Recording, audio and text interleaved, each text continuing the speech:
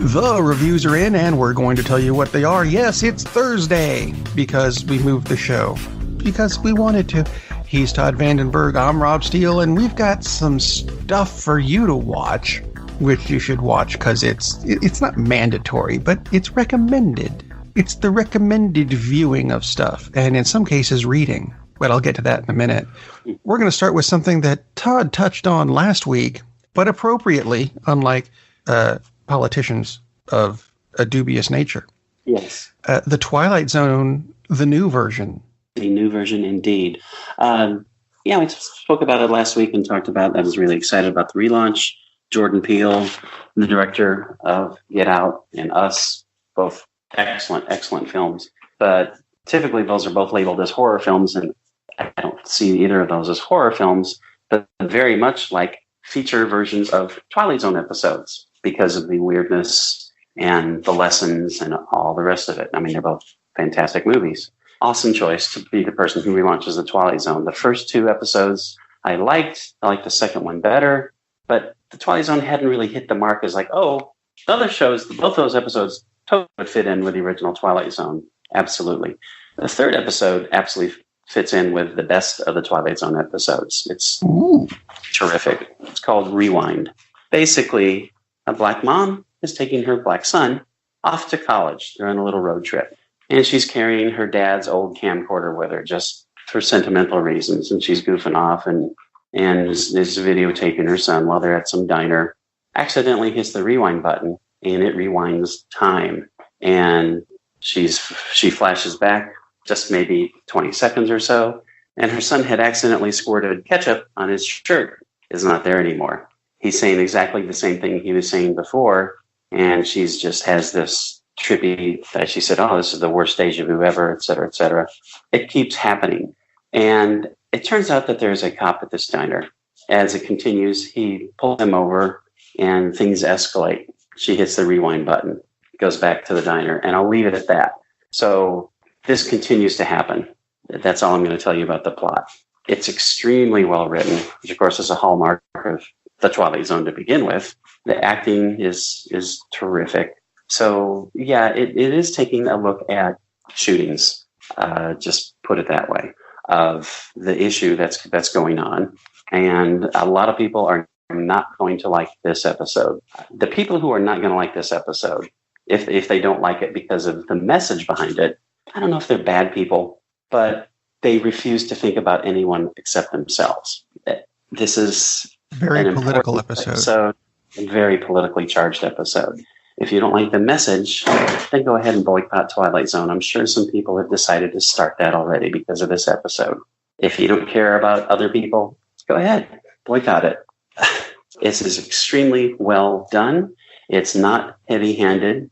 It's pretty damn factual. And the person who wrote the episode said that the concept came to them because every time another incident happened, felt like, oh, this is just a replay. It's the same thing over and over, and boom, there was the story. Again, the point of the reason I like it so much is not the message, although the message is really powerful and really important. It's extremely well done. It's very suspenseful. Definitely has the Twilight Zone twist, and definitely has another Twilight Zone twist at the very end. Extremely well done. I would say this fits in the top 20 Twilight Zone episodes ever, and I'm talking about the original show. This is Jordan Peele didn't direct it, didn't write it, but Jordan Peele's new series absolutely made the list now. I mean, this is absolutely the right guy to bring the Twilight Zone forward, and I'm super happy that they really hit their stride in the third episode. So, Twilight Zone, again, in our show before we were talking about there's so many streaming services. The Twilight Zone makes CBS All Access completely worth it all by itself. Highly recommended. And on top of that, you're getting all the Star Trek stuff that'll be coming out soon, or is already out. Tons of content. So CBS All Access definitely worth it. And content the Twilight is Zone, good for absolutely. Content is good for you, especially thoughtful, dramatic, extremely well acted content. That's just a great episode. And see, the thing I did this week, I don't know if you can say that the acting is good because it's voice acting. all of the stuff on the screen was drawn the way it was supposed to. How's that? And mine's going to be a bit weird, not just because it's foreign, but because I'm also going to compare it to the roughly 3,000 pages of book I've been reading. Because I finally finished it. And you know what? When you read some books, you get like 300 pages into it. It's finally done. And you go, well, that was more work than I needed it to be. I finished this roughly 3,000 page thing and wanted to start over again. Wow. Because Akira was really damn cool. I liked the movie because I saw the movie years ago, which it didn't actually get a theatrical release as such. It got a tour. Right. Which was the first time I'd ever heard of a movie getting a tour before. But that's how it was released in the States. It was huge in Japan. It was their top grossing movie for years. And it's an animated sci-fi movie.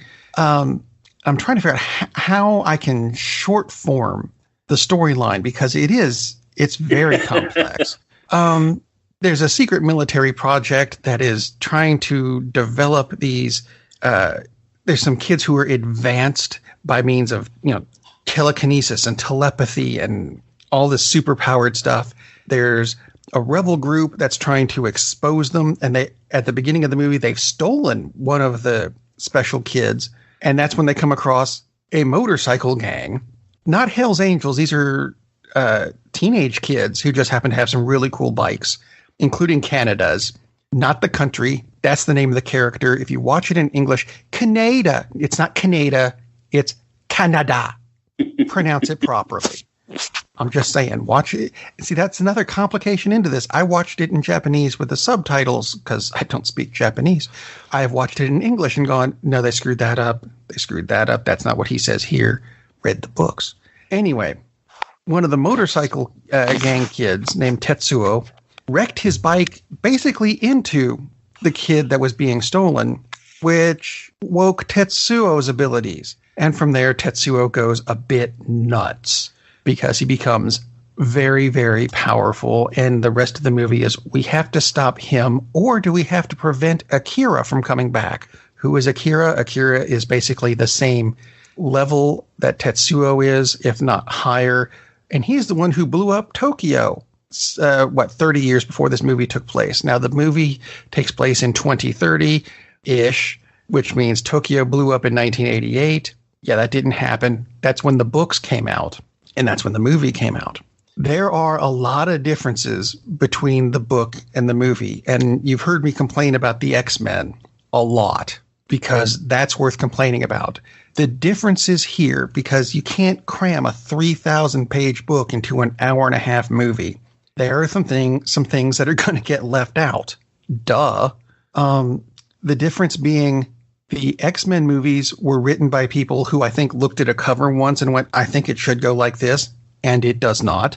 Mm-hmm. This movie was written by Katsuhiro Otomo, who wrote the books. Now, if you're watching the movie, if you've read the books and you haven't watched the movie, it goes a little like this.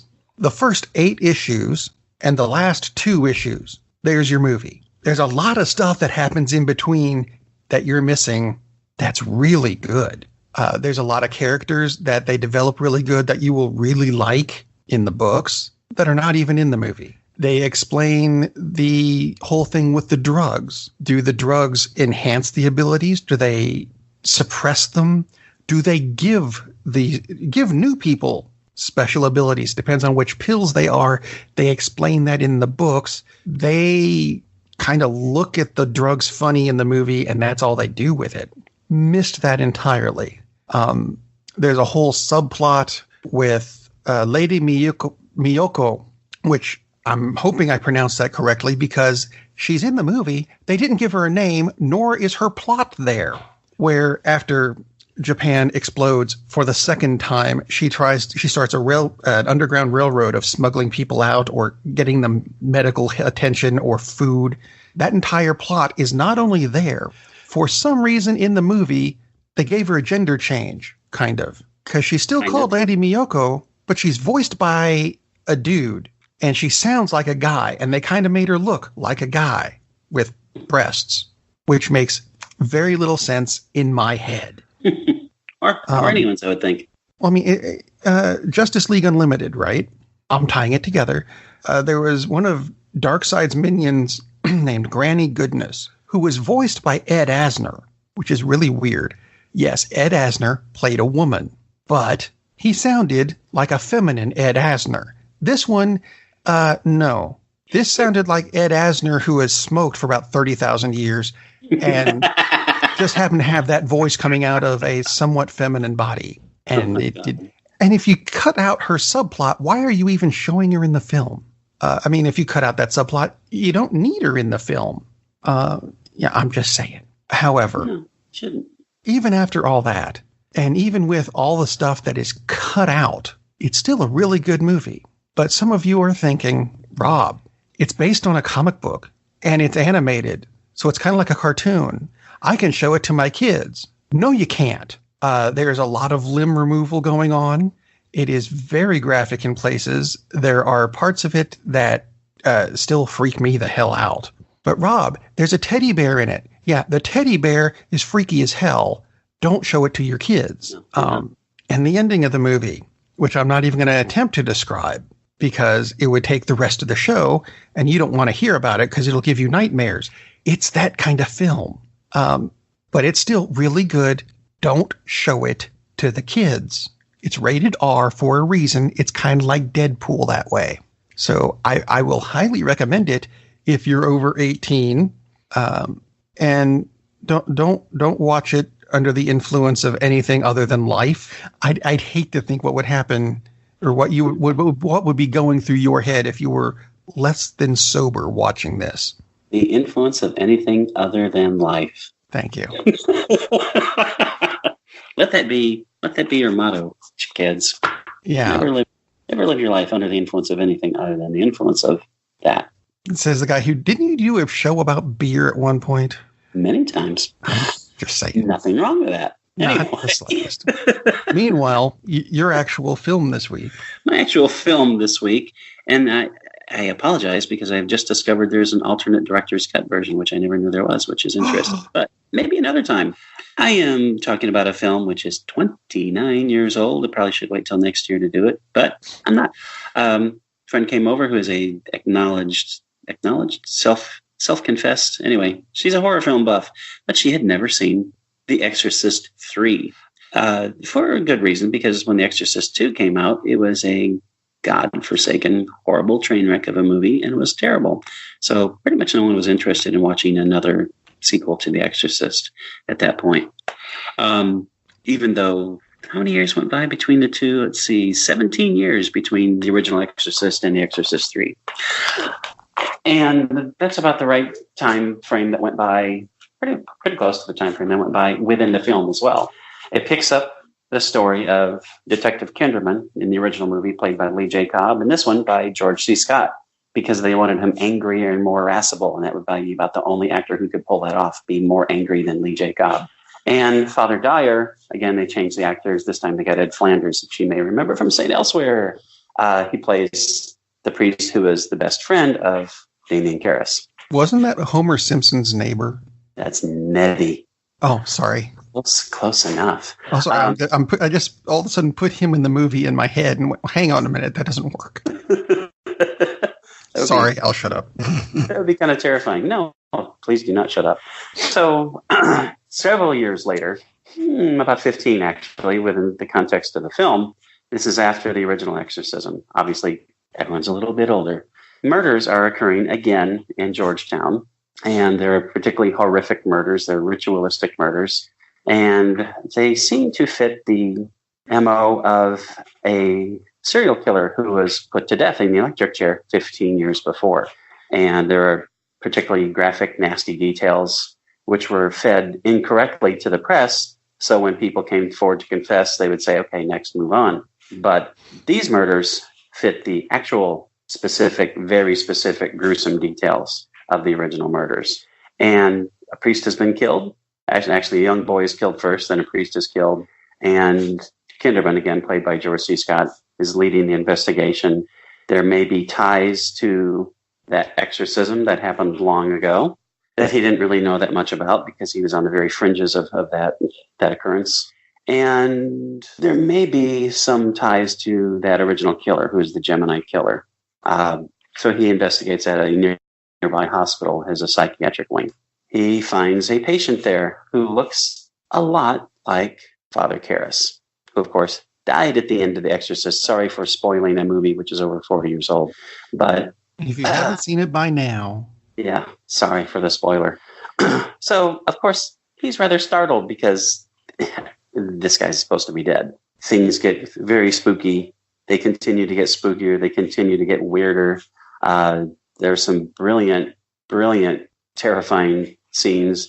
There are lots of red herrings that are thrown up, things that you think are going to be, oh my God, that's going to be terrible. And it's just someone handing a book over or something like that, because you're set up to expect the big scare. And then you get this release so that the scares can build up again. To me, it's brilliantly constructed. Should be. William Peter Blatty, who wrote the book The Exorcist, who wrote the screenplay for The Exorcist, wrote the screenplay for The Exorcist 3. And the deal was set to have William Friedkin, the director of The Exorcist, direct this. That part fell apart. He decided, well, I'm not going to waste it. He turned it into a book, Legion, which is an excellent book. And then another studio picked up the rights, and he wrote the screenplay for The Exorcist 3. He directed The Exorcist 3. So pretty much this is the vision that the writer wanted. Although, turns out the studio did impose a different ending, which he wasn't particularly happy with. And as I was just saying, Rob, I just discovered there's a director's cut alternate version, which I will be watching today. So next week I can tack on just a little bit more information about it. George C. Scott is freaking George C. Scott. So, of course, he's incredible. It has some great scenes where he moves from the angry George C. Scott, which is kind of like the wrath of God incarnate, down to just evoking human misery. It's because he's a great freaking actor. One actor I haven't mentioned yet, who is also a tremendous actor, Brad Dourif, one of the best actors around, and typically plays really, really weird characters. He plays the Gemini killer. He's great. And there's one scene where he just completely loses it, and he's raving, and his spit is just like flying out of his mouth because he's so angry and so full of himself. And immediately switches, oh my, was I raving? It's just freaking awesome. The movie hardly made any money, mainly because The Exorcist 2 was so god-awful. People knew, oh, this is going to be crap, not realizing that, oh, the person who should have been involved was involved. So great movie. The ending does get a little wild. Also has Nicole Williamson. I mean, just the voices in this freaking movie alone are just like, oh my God, they're amazing. It's really, really fun following the plot line of exactly how these murders are being committed. Because the guy that you think is committing them, he's locked up and he can't get out. So it's one of those locked room mystery things as well at the same time. But terrific movie, lots of scares. As I said, very well done, where it builds the suspense and it gives you a breather and then basically guts you with like the next scene. Terrific movie, absolutely terrific movie. As good as The Exorcist? Probably not, but considering that this is the actual sequel to The Exorcist, if you've seen The Exorcist, or if you saw the TV show adaptation, which was very well done, you have to see The Exorcist and then watch The Exorcist 3 afterwards, like just the next day, because your heart probably can't take it back to back. But tremendous film and sadly overlooked considering the talent that's involved. And there's a nice surprise. I wouldn't say guest star because he's in it quite a bit as well, but there's an actor that nice that actor's in there as well. So highly recommended The Exorcist 3. Sounds like we got a trio of things that people need to see this week. Absolutely. And they can do so without leaving their homes. How nice of us. So it doesn't make sense to say you should get out and go see a movie then. I'll need to come up with a better ending while I'm doing that. Domino's should sponsor us. Yeah, there you go. Domino's needs to sponsor our show, but do not deliver it on Kaneda's motorcycle. Because that's not his name. It's Canada. And actually, that was something I meant to put in, because that's one of the iconic things that you get out of Akira was the motorcycle, to the point where I have the McFarlane figure version of it at home, which is where I am now, actually. But it's very cool. If you have not read the books, in the books, it's 37, 75-page books or 38 or something like that. That bike doesn't show up after issue 8. Aw. In the movie, it's there at the end credits. Oh, spoiler. Silly me. Anyway, you know what you've got in your house? You've got a couch. It's near a TV. So what I'm going to recommend is go sit down and watch a movie.